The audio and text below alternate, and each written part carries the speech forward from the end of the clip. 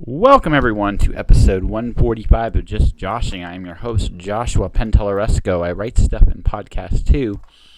And this is the last podcast before Mexico. I couldn't think of a better person to close this out with than Laurie Fisher-Zottman, who's my current guest. Laurie was... I had such a thrill chatting with her. I can honestly say this. I talked to some incredible people last year. Miranda Krogstad, super fun. Jonas Saul, that amazing writer. Hayden Trenholm. I felt we really hit it off before he had to go. Nola Serena, Mark Leslie. I could list everybody I talked to, and it wouldn't be wrong, but Laurie was almost a complete package in the sense that I laughed, I wanted to cry, I wanted to probably the most human, complete person I've talked to on this podcast. And that says a lot because I've been very fortunate with who I've chatted with. So before we get to the chat, the only other thing I gotta say is the story we talk about comes from her short in Weird Winter Wonderland, courtesy of Coffin Hop Books. All right. Let's get to it. I'll see you guys when I get back. I appreciate you I'm turning this on, by the way. All right. So game. All right. So anything incriminating you want to say, make it good. Yeah. As long as it's entertaining. Yeah, exactly. Nola's was I Kill Mufasa. I was good, but she was my second supervillain that weekend. Oh. So you also, then it turned out she wasn't really a supervillain, and that made her kind of happy/sad. But that's the way it goes. Fair. So how you been? All right. You all right? Yeah. So your story just got published. Yes. So you excited about it? Were you nervous about it? I was super nervous. I was super excited when they asked me to write it. Then I started writing. And it was so much harder than I thought it would be. I was in the middle of working on my book at the time and really had a rhythm with that. And I was like, oh, okay, well, take a break. Yeah, exactly. A 5,000 to 7,000 word story is what they asked for. I was like, yeah, that sounds perfect. I'm totally at a pace where that will be no big deal. But I'm used to personal essay, memoir type writing and to try and shift into fiction. It just about broke my brain. I was just like, I can't put this I can't figure out how to make this into a structure that's going to make any sense. So I just wrote. And then I think when the deadline came, I had something like 23,000 words. Axel, I'm like, here. And he emailed me back. He's like, we can't use this. He's like, but we actually have a few more weeks before we need to finalize everything. So if you want to give it another try, he said, I recommend you talk to Sarah Johnson, and I bet you she can help you. And Sarah had actually already offered to help me with this. So thank God she reviewed it for me, and she gave me a crap ton of notes. And mostly I just need somebody to help me figure out what of all this garbage, what is the story? And then and then once we figured out what the story was, that brought it down to 75 or 8,000 words. And Axel's like, no, at this point with the other stories we've got, I can't take a word over 5,000, so you're going to have to cut it down. So Sarah just helped me cut. But the amazing thing about her was that she wasn't just like, yeah, I know we can do without this section. She was like, well, take a look at this. If instead of saying it this way, what if you just drop this one sentence here, see how suddenly that's super funny, or cut this whole paragraph and bring in this other sentence and see how that's this crazy, creepy foreshadowing. And the things that she did, those small little shifting the puzzle pieces around, it lit it up like neon. I was laughing so hard reading that story. I am a twisted SOB myself. I'm not as I'm a lot more positive and outgoing than most people realize. No, I have my own little sense of warpness. Me and Nola have a similar sense of humor, which will tell you that it's okay, yeah, there's the wiring is a little cross there, but I tend to be positive, but I can look at someone like this and go, okay, this is funny. Like, this is really funny. This is like something that's very real. I loved your Skype handles for some of these guys. That was it was like Did they seem okay? it was like awesome. Like that's it. I was just like this is hilarious. And I love the ending was probably the funniest thing.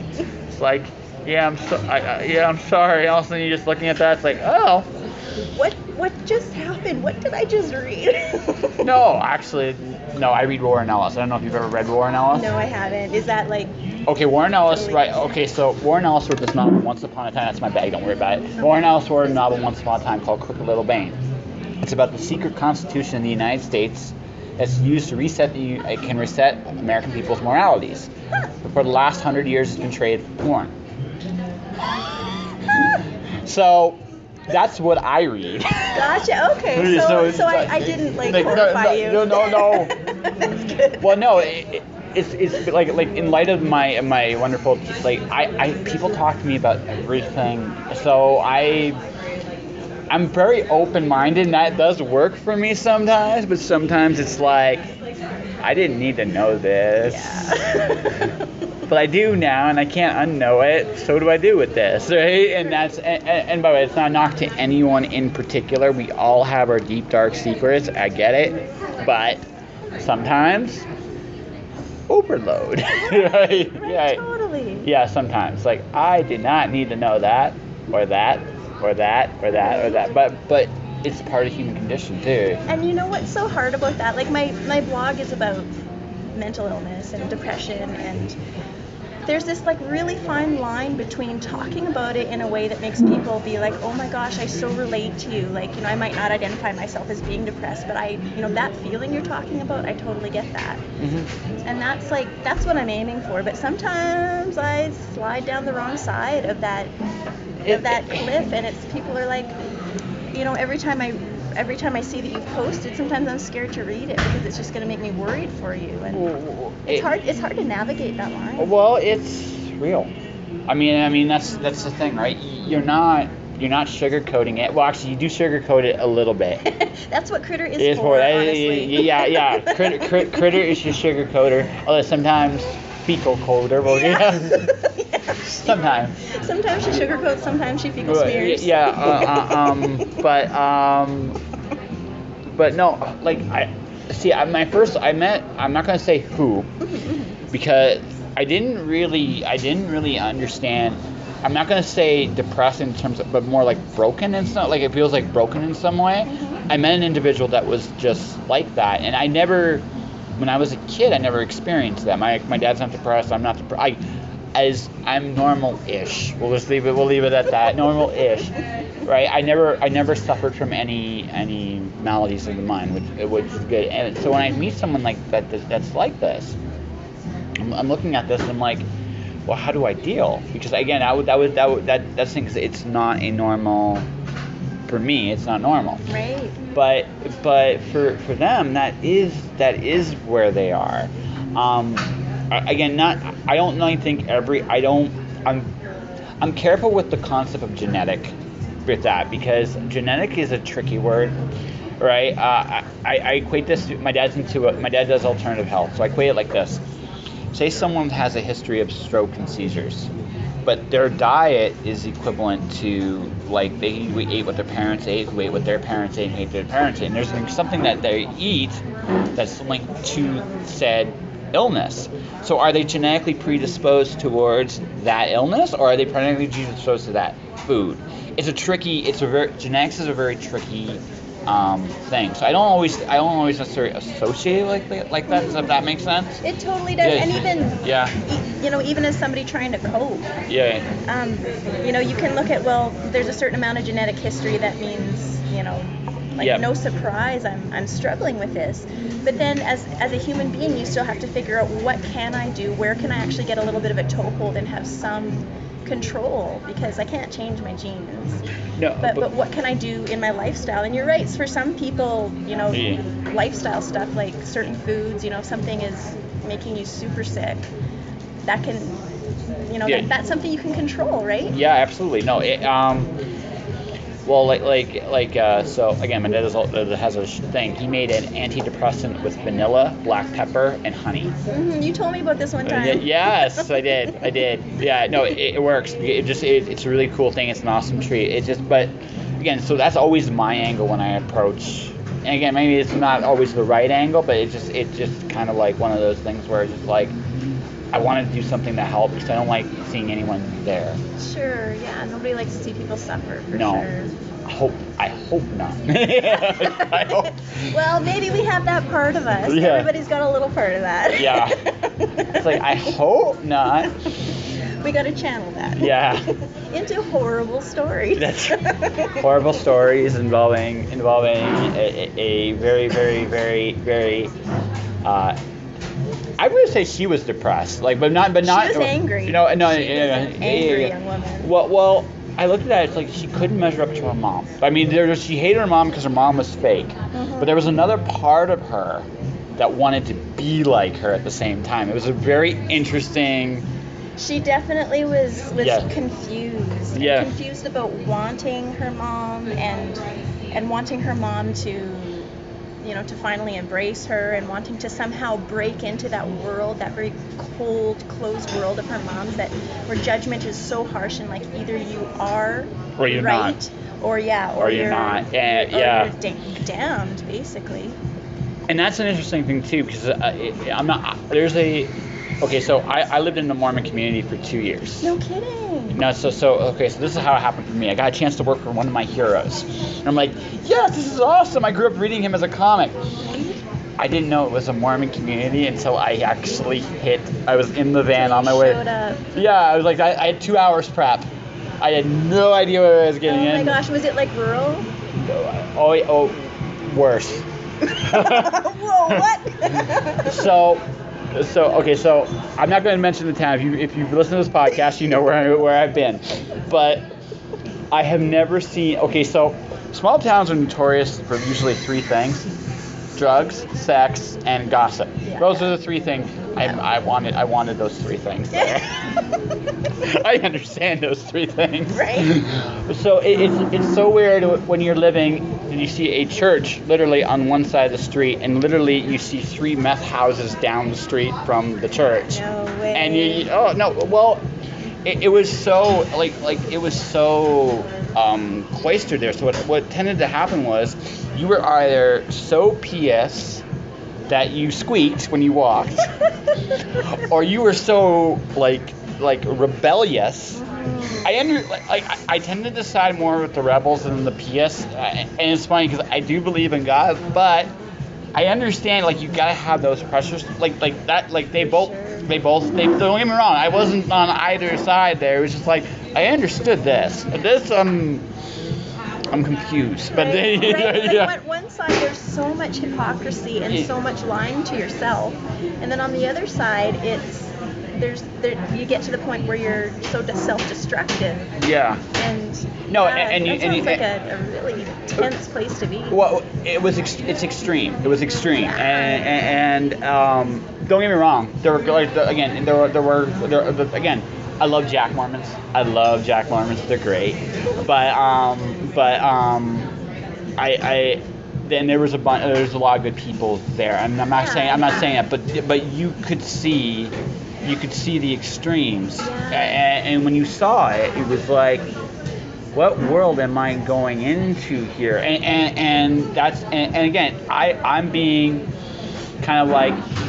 So another Mormon family came into town. They were, I was saying, working for my hero, and then they laughed. They actually said this: the only human people they met there were him and me. And I was like, thanks, I think. Yeah, that's a great compliment, but wait. Yeah. But it's. I mean, it was. Don't get me wrong. It was good. It was good for me to see. And I've seen this now that I'm here. I'm seeing that a lot of people that have come from that, there's anger there in some cases. There's a lot of anger there. I maybe not quite like machine anger, but anger. There's a lot of anger there, and I can understand. I can respect someone trying to live up to a standard. I think anybody that is willing to try props to you. But when it just there has to be a certain honesty about what you are and what you aren't. Yeah, and it's so hard to achieve that. Yeah. And I think people are attracted to that, like, very rigid, there is a right way and a wrong way, and as long as you stick with us, you'll be doing the right way. I think people are attracted to that because it takes away the responsibility from having to make all those tiny decisions every day of where does this sit on my moral scale. Yeah. I can just be like, okay, well, it doesn't follow these 10 rules. Or these 3,206 rules, which is the other extreme of that end, right? Exactly. Yeah. No, so I came out, when I came out of that, I threw out the whole concept of normal. I just threw it out. I just I don't know what normal is, and I give up. And that has been my philosophy. Now, I have been exposed to more things on more extremes now, but these extremes are more like I'm seeing people that just happen to be doing this, and this. They're doing this, or this, and this, and they happen to be doing this, and I'm like, that's cool, and that's, I guess that's normal-ish. She's trying not to do a spit take. But I mean, there's something to be said. Like I think with each other, with people in general, you have to keep an open mind, because you don't, like, I'm old and wise enough to realize that I don't have all the answers, and I realize too that that's okay. I don't need to have all the answers. That doesn't mean I don't have answers. That doesn't mean I don't disagree with people with some of their choices, or even agree wholeheartedly. Like we all are where we're at. But on the flip side, right? On the flip side, I'm not gonna get in your way. I'm still gonna have a beer with you, and it's over. I'm gonna say, "Hey, bud, how'd that go?" Yeah. Right.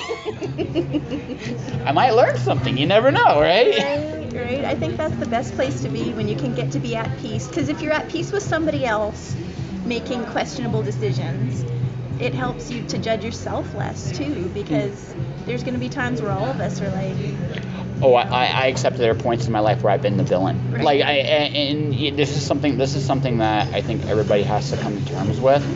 We don't get it all right. We screw up. Yeah. Like every single one of us is at some point going to make a mistake. Sometimes they're small ones. Sometimes they're big ones. Shit, I probably made mistakes getting out of bed this morning. I forgot to comb my hair. This hair spike all over the place. Like I actually saw I had my hairline for the first time. I was like, "What the hell?" What's that doing there? Yeah, I need a cut too, really bad. Yeah. So, but I mean, it's one of those deals. Right? We are human. We all make mistakes, and that's a big part of growing up. And the thing is, we don't stop growing up until we're dead. Well, yeah, and I think that's what drives me in writing, is trying to just to ask those questions, not like, what's right and what's wrong, but what makes us go one way or the other, and then what happens, what's the fallout. And that was the hardest part for me about this story, was having to stop it before I got into the fallout. Well, so you got a sequel down the road. Stuff would happen after that. And you could go one or two ways with that. The thing I'm most curious about is whether her mom, whether Pastor Karen would carry on like nothing happened, because she didn't want to admit that anything had gone on and just like totally ice it over, or whether she would, completely excommunicate Nikki. Actually, that was the creepiest part of the whole story, is what she got off on. That was actually the creepiest part of the whole story. I watched The Passion of the Christ. I was weeping openly by the end of it. I mean, it's a brutal movie. Yeah, it's not pretty. No, and anyone getting off on that, yes, folks, this is probably not safe for work. I'm just gonna say that right now. Yeah. But anyway, that part was actually like that was the most disturbing part. That was actually more disturbing than anything else in the whole story. Even the end was not as disturbing as that. Right? So my gut tells me she would try. She would try. She would try and pretend nothing happened. Yeah, I kind of think that she would too, honestly. But I don't think she could, and that's where things get interesting. Yeah, I don't think Nikki could. No. Nikki would either be doing crazier stuff, right? Or she would.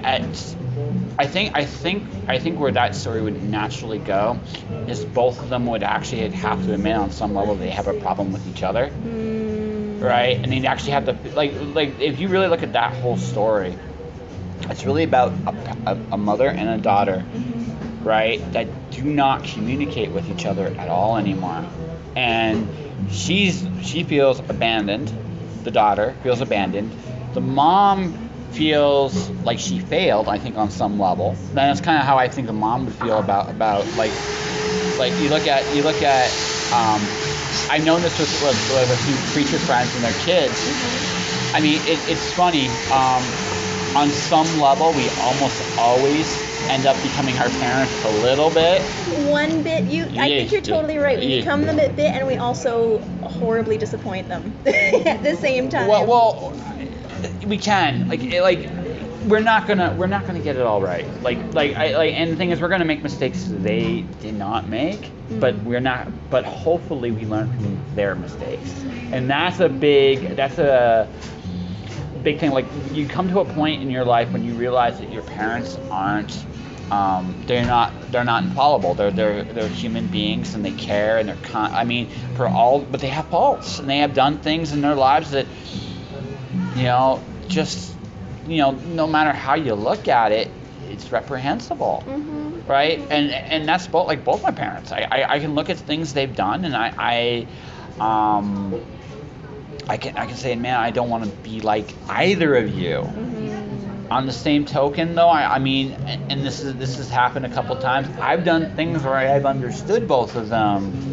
Right, I understand it, and that doesn't mean what I did was right either, right? But I understand sometimes that some things just happen, and so now, like, I think this is the hardest lesson as a kid you gotta learn, is not to judge your parents too harshly. Yeah, and I don't think you honestly can learn that as a kid until you're an adult. You start out as a kid and you just assume everything they do is right. You're like, oh, well, there must have been a reason for that. And even some of the horrible things, you just assume, well, there must have been a reason for that. And, kids tend to blame themselves, or, parents in my family, sometimes my parents, sometimes the extended family, there was always a lot of like really inappropriate telling us kids about how horrible our parents were. Oh God. And so we ended up in this like really weird place of trusting and still needing our parents, but then hearing all this outside judgment on them. And then growing up, I started to kind of understand what other people are talking about, but then I also started to understand how fucked up that was. Is it bad to swear on? No, I've sworn a couple times already. Don't people don't. Oh, sweet. Yeah. See, I don't even notice when somebody else does. Yeah. But how fucked up that was to say those things to a kid. Oh yeah, no.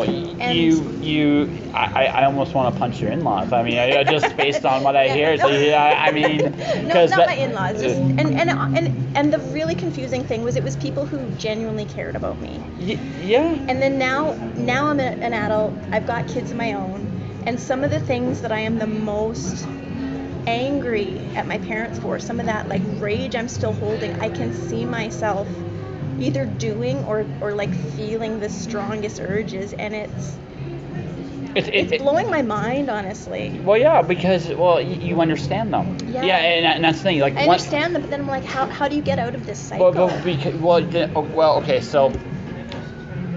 Man, I'm going to be telling tales at my school. Both my parents have serious trust issues. Both of them, to some degree, are completely justified in their issues. So, what I learned from my one parent, I'm not going to say which one, is that you have to be honest with yourself.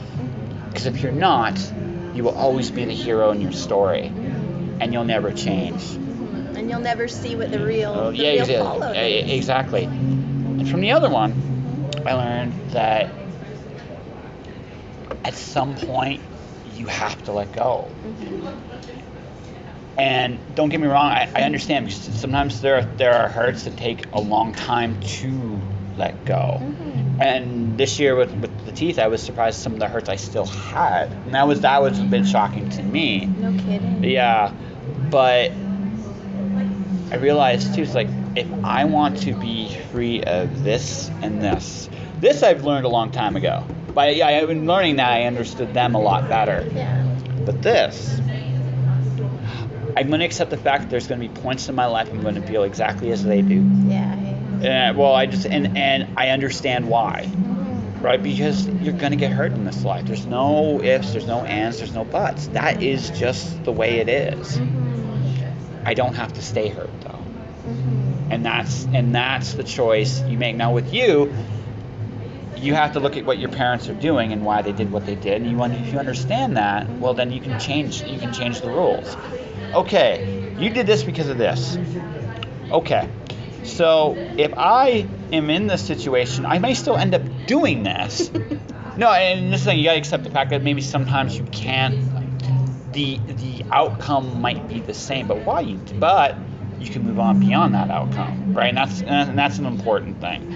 And with the other one, I realized at some point you just gotta let go, Mm-hmm. and that's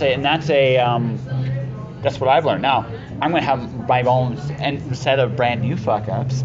So when I have kids someday, they're gonna look at me and go, "Why did you do this?" And then I might say, I have no idea. Yeah. Yeah, right. And but the thing is, I realize that maybe to avoid in the long run, because I do believe this too. If you judge your parents too harshly, sooner or later it'll be your turn. Mm-hmm. Well, obviously it is, right? Yeah. It'll be your turn, and when it is your turn, hopefully they're kinder to you than you were to them. So I'm hoping to be really kind to my parents, so I'm really kind when it's my But again, that's how you break cycles, right? Is you recognize not just what they did, why they did, but like you just recognize those things, and then once you do, you're like, okay, I can maybe change this. Maybe I can't change everything, but I can change at least, and then hopefully you become better than your parents. I think that's what most parents want with their kids anyway. Yeah. The part of that's kind of standing out to me is the idea that, maybe you are heading down the same path and have got yourself into that same situation. Yeah, it does happen. But maybe you can handle the fallout differently. Yeah, no, absolutely. No. I mean that's a big thing. You recognize that some things do repeat themselves, right? Because you are from your parents. Some of the lessons your parents needed to learn, you still do. For sure. You're right. It's human. Yeah, absolutely. And it's also, I think, genetic, right? so just it's the way we are. It's just the way we're built. But on the same token, at the end of the day, right? You don't have to stay where your parents stayed either, right? Now you might. Like again, it's about making. This goes back to that peace with self thing. Mm-hmm. Dear God, I am giving therapy on my podcast all the time. I was on this podcast, Choose Happy podcast. Is this what happens on your show? Do people come and get therapy from you? I'm like, oh no, not normally. And I'm like, yes, maybe that is how it happens with me. Maybe you're just addicted to giving advice. That's why I write. Yeah. The blog anyway. Well, no, that is from my dad. Again, he does health and he does healing. Mm-hmm. I grew up with that, so guess what I'm going to be doing? I'm going to be doing that. I may not do all the 10,000 things he can do in terms of just food and chemical, chemically speaking, he's a genius. And I don't know if I will ever hit that point, because it's not something I'm interested in. It's not something I want to pursue. I actually have some knack for that, but I want to be creative and I want to do my own thing. But that doesn't mean I'm going to escape that completely. So what's going to end up happening is I'm going to be giving advice in life. Oh, God. I'm a dad. There's worse things. There are worse things, yes. There are. And advice is okay if it's conversational and if the other person's into it. I think advice should be consensual. It totally, no, actually, it's the only way it works anyway. So, Jesus used to ask the question, do you wish to be healed? That is actually a very good question to ask. Well, but then there's the next question of, are you into the way that I think that you should be healed? See, that's a okay. So that one I'm 50-50 on. If you want to be healed, right? I think the issue is, I may not like to go through what I'm about to go through, but then the question comes: do I want to keep my pain versus what I actually have to do? There's a real that one. Sometimes the way to being healed is not. There isn't really an easier way, right? Oh yeah, I'm not talking easier ways actually. Yeah. I'm talking there's more than one way though. Yes. And I think what you're talking about is coming to that point where you're committed. Yeah. But I think what hurts me so much about religion and Christianity especially, and not everybody does it this way, but what drives me so crazy about what has happened with it in my family, let's say, is that it was just my way or the highway, and there was never any room for, that doesn't work for me. And even with physical health, you can get 7 different opinions from 7 different Absolutely. Educated professionals about which approach you should take to this problem. Mm-hmm. And in the end, it's up to you. And I think people need to start embracing that they have that responsibility to choose for themselves. I agree. When it comes to actually both, I wish people would actually look around more. Mm-hmm. Because a lot of people, the problem with it's funny, we don't trust politicians, we don't trust police officers, we don't trust authority, except for doctors. So we'll go to our doctor, and doctor will be like, hey, this is what you should take. And sometimes we'll do that without question, whereas maybe a second or a third opinion would be good, because it would be a different opinion. It would be a different idea of how to approach this. You know what I mean? Instead of going this way. And I get it, too, because everybody's like, well, doctors goes through education, especially. Yes, I get that. Right. But that doesn't mean he's right, or that doesn't mean, right? That's the only way. Exactly. Yeah. See, my family was my grandmother's Catholic. So was mine. My dad was more he was part of the born again movement. I'm non-denominational because it's just one of those when you go to a church and your first church turns into a drug house, you kind of review, right? It shatters the illusion that this is the only. And it's too bad, because it was a good place for a long. It really was a good place for a long time, and it just divorce happens, and being around a lot of people have been divorced. I understand you go through a really weird thing, but the one gentleman backslid back into what he came out of.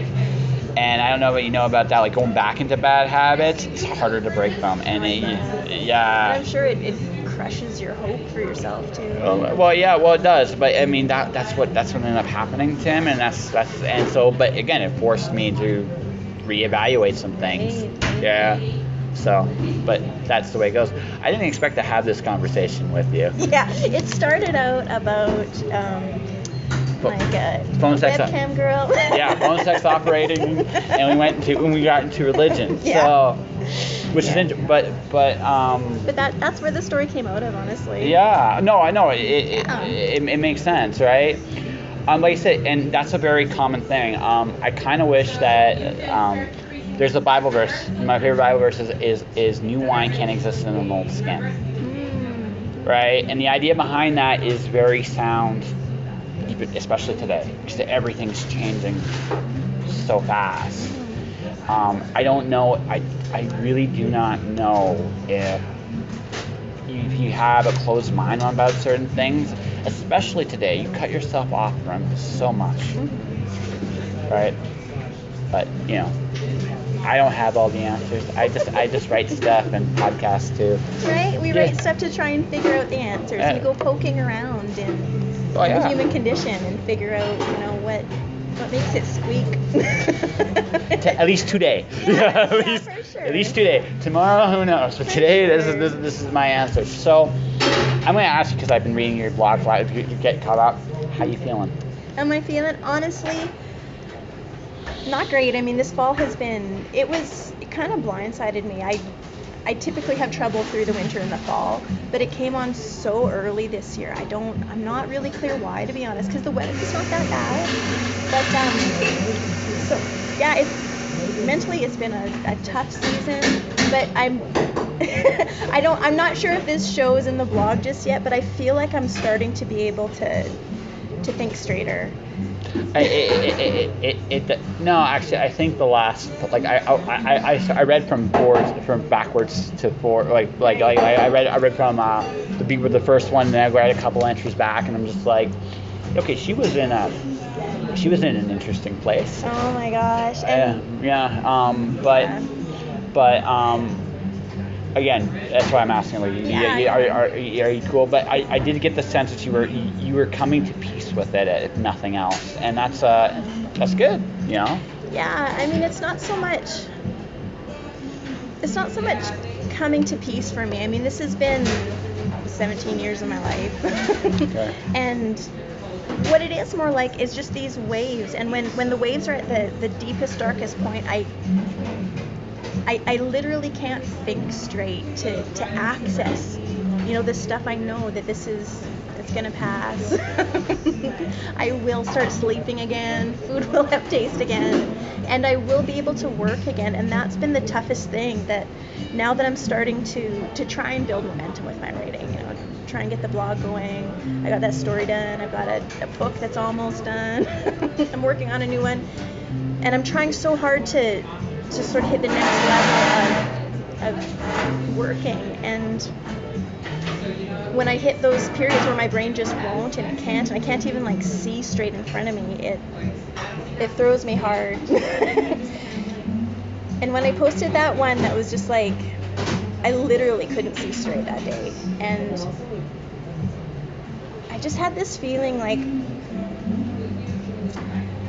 I want this to be my high water mark, this is the bottom of where my brain goes, and I need to have this permanent record that I can look back on in 2 weeks and in 2 months and see, you know what, I'm better now. I can think now. I can pull some meaning out of this. I can pull a message out of this that I actually want to share. And so I know that it was horrifying to read. My hope is that by the end, by springtime when I come out, I hope that it turns into something that everybody can see, that it comes through, it comes out. Like I said, you should. I meant to say this off the air. You should do a book, with just what you're writing about on your blog, because I think a lot of people can relate to it. Also, just the idea of a little squirrel plushie. That just seems. She's a raccoon. A raccoon. I'm sorry. That's okay. I'm sorry. It was the uncle's one I read. Oh yeah. Yeah. And there was a squirrel in the last one. Yeah. So I was. Talking trash. Sorry about that. But puns to boot. You guys are like a cult. You're everywhere. Yeah. But no, you really should, because I think there are, again, I know I can look on just my Facebook feed. I can tell when, again, I know who have gone through, at least not necessarily what you're going through, but are in similar waters. I think, and you can see in the way they communicate. Yeah. There's a certain resonance there. I can just, it's almost the same note, which is really interesting to me. Yeah. And so, I mean, if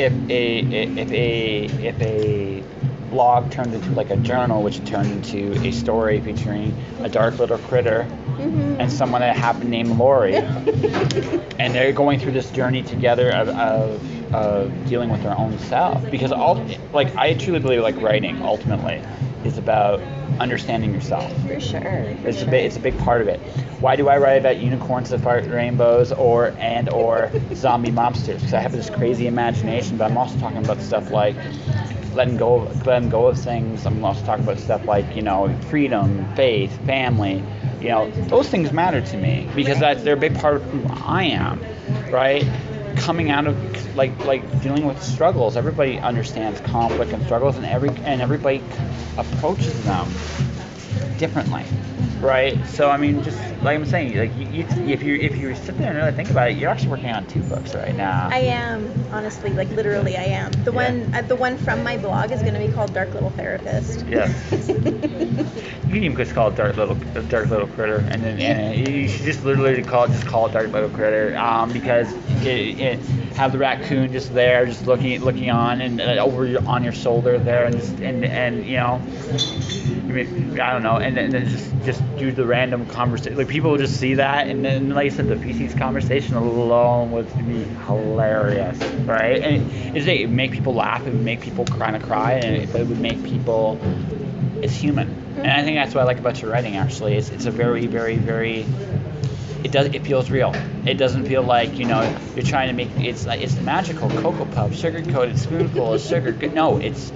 Yeah, I can hilariously look at stuff, but I also, right? I mean, I go through some really dark shit too, because everybody does. Yeah. Yeah. It's important to talk about it. Yeah. But it's also tricky. Well, just don't pass the collection plate out. Right. Don't pass the collection plate out. Although, on a hilarious note, if you have a squirrel with a collection plate and is like, pay me or I will throw stuff at you. Right. Nobody would resist. Yeah, I wouldn't. If a squirrel came up to me with a collection plate, I would honestly not sure what to. With a threat on top of like a note with a threat. I think I just would give them something just so they go. I don't want to know. Like I don't know how this got set up, but I don't want to find out. This is how my imagination works. That's probably exactly how raccoons do muggings. Yeah, They just hold up the bag, pass you the note. Yeah, exactly. And you're gonna cooperate because I mean the only thing more terrifying than a raccoon is a skunk. Yeah. All right, that's the only thing more terrifying. But at least you can smell the skunk coming. Raccoon just shows up and you're in that situation. I got a hilarious skunk story for you. No, not always. Oh, so no. I didn't get sprayed, but when you and the raccoon are both startled. Oh no. Right? Because neither you knew the other was there. That is a very awkward moment. At that point, you're like, oh dear God, please don't spray me. Right? How'd you get out of that? I didn't. I was lucky. He just put it down. We both like backed away, very slow, no sudden movements. Good job. Yeah, no. Sometimes the universe will say, no, you can't smell it coming. I guess so, isn't it? Yeah, sometimes you can't. So I'm saying, like, raccoon is scary, but skunks are far more terrifying. You're so right. Yeah. You're so right. Because, bites and scratches heal. Rabies, there's pills. There's drugs for that. Yeah. But that raccoon, or that skunk smell, oh my God. Yeah, it's just what happened. Like, everybody will know what happened. They'll be like, there's this moment of pity, and then there's just this smell. Like, I don't want to be near you. I'm sorry, but you gotta go home. You gotta go. Well, what about? I'm sorry. Yeah. So we've talked about religion, skunks, raccoons. We've talked about almost like the universe and everything. Yep. 42. Yeah, exactly. There we go. You hit that. So what's your book coming out then called? I was gonna call it Dark Little Therapist. You might be right that it should be called Dark Little Critter, and I'll tell you why. Yeah. The font. Do you know what I'm gonna say? Not quite, but no. The font that I was working with a really awesome graphic designer. Her name is Michelle Fairbanks, and she's out of Fresh Design. And the first font we tried to use, I was so excited. I posted all over Facebook. I'm like, oh my God, check it out. Critter has a face. And I got this whole flood of comments. It says, is it called Dark Little the Rapist? No. But that would be an awesome interior. Awesome. So yeah, if in certain fonts, therapist looks very threatening. The Critter. Dark Little the Rapist, it's raccoon eyes, new horror genre, brand new. Oh my gosh. Then also that'd be a story for next year's Noir. Like Axel would be like, what the hell is she just threatening? Yeah. No, I don't even think I could go there. No. Somebody can though. Somebody up there. Yep, there are authors that can go there. Yep. There are, and I don't even know if I can go there. I can go pretty deep, but not no. Yeah. But anyway, yeah, I think we just ixnayed that. So Yeah. So you might be right. Maybe I should switch it back to Dark Little. Just Dark Little Critter. Keep it simple. yeah, and how people can find you.